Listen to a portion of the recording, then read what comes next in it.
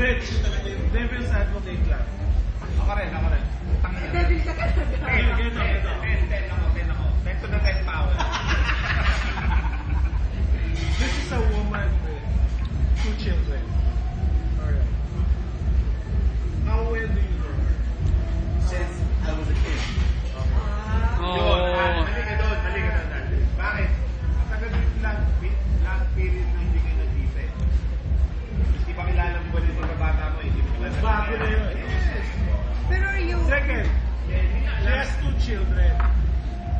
Para you're stable, you're professional, you come from a good family background. Ano ba kailangan mo para makikita ka sa kalahon?